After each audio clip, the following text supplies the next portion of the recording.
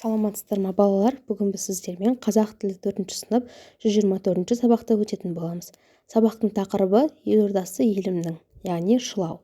Енді бүгінгі сабақта өтетініміз, үйренетініміз мәтіннің тақырыбы мен негізгі ойын анықтаймыз және шылау туралы түсінікті алатын боламыз. Балалар, сабақты бастамастан бұрын алдымен менің каналыма тіркеліп және видеоға лайк басып қойыңыздар.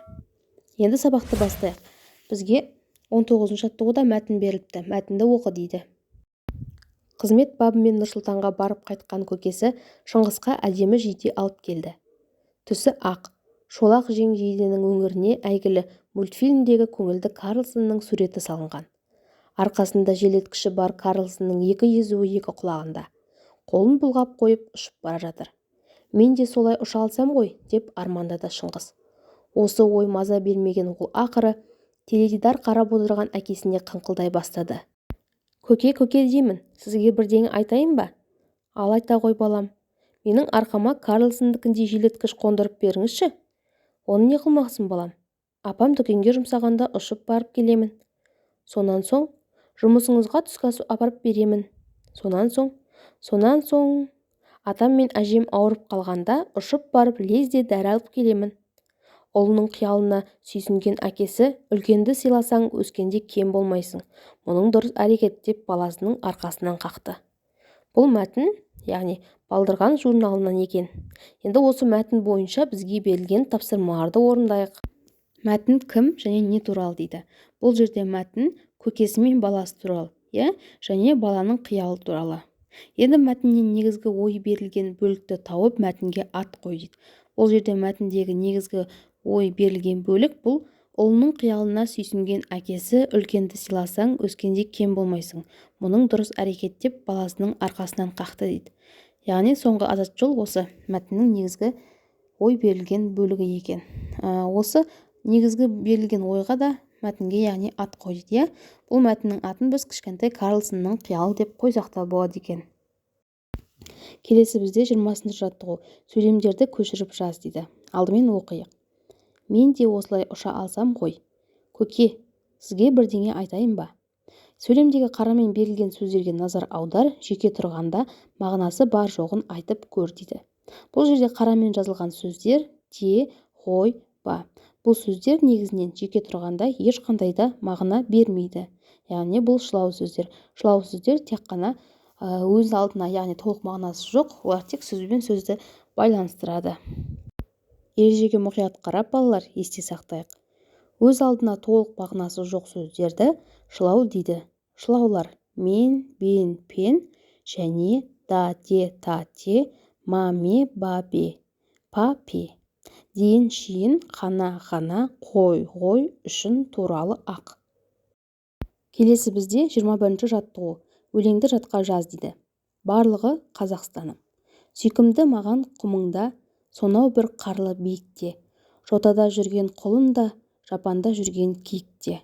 Тау шыңы, теңіз айдыны, қырларың, әнші құстарың. Бақытым менің барлығы Қазақстаным. Сағи Жиенбаевтың өлеңі екен. Шылаулардың астынсыз олардың сөйлемге қандай мағына үстеп тұрғанын айт. Өлеңдегі да, де, та, те, яғни да, те, жеке тұрғанда мағына білдіре ала ма дейді. Бұл жерде шылаулардың асты сызылып тұр балалар. Екі рет да және те. Осы олардың яғни сөйлемге қандай мағына үстеп тұрған айт дейді. Бұлар негізі күшейткіш мағынасында қолданып тұрған сөздер. Олар жеке тұрғанда ешқандай мағына бермейді. Келесі бізде 22-ші жаттығу. Мәтелдің қатесін түзеп жаз. Бірлігі жоқ ел озады, бірлігі күшті ел тозады дейді. Шылауларды тап, олардың сөйлемінде қандай қызмет атқарып тұрғанын анықта дейді. Енді балалар, бұл мәтел қате берілген, соның қатесін түзеп жазатын болсақ, бірлігі жоқ ел тозады, бірлігі күшті ел озады болады. Бұл берілген мәтелде шылау жоқ. Келесі балалар бізде 23-ші тапсырма. Кестені толтырып, сөз таптарын салыстыр дейді. Яғни әрқайсысына мен 2 мысалдан жазып өттім. Мысалы, сын есімге қызыл әдемі, үстеуге түнде алға, шылауға білсең ғой мен үшін, етістік көрді және айтты. Енді осы сөз топтарын салыстыр дейді. Біз бұрыннан білеміз, сын есім заттың сынын, сапасын, түрін білдіреді, яғни қандай деген сұраққа жауап береді, қандай қай деген. Қызыл қандай, әдемі қандай.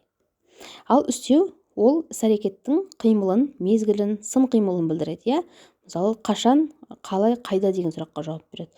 Ол түнде, алға мысалы. Шылау бүгін өтіп жатырмыз балалар, өз алдына толық мағынасы жоқ бұлардың шылау сөздердің, яғни олар сөзбен сөзді байланыстырады, күшейткіш мағынасында қолданады.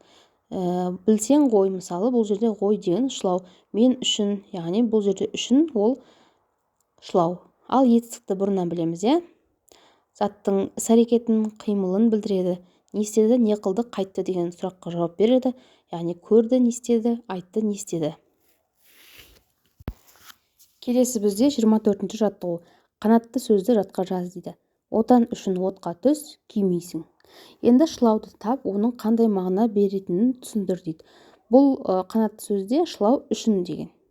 Яғни бұл сөздің толық мағынасы жоқ, бірақ отан сөзіне мағына үстеп тұр екен, Келесі бізде 25-ші жаттығу. Туралы дейін және шейін шылаулармен сөйлем құрап айт дейді. Бірінші, бүгін біз жаратылыстану сабағында өсімдіктер туралы тақырып өттік. Екінші, түске дейін үйді жинастырдым. Одан кейін үшінші, ағылшын тілі апай бізге ағылшынша 100-ге шейін санауды үйретті. Осымен балалар, бүгінгі біздің сабағымыз аяқталды. Келесі сабақтарды жоғалтып алмас үшін менің каналыма тіркеліп, видеоға лайк басуды ұмытпаңыздар.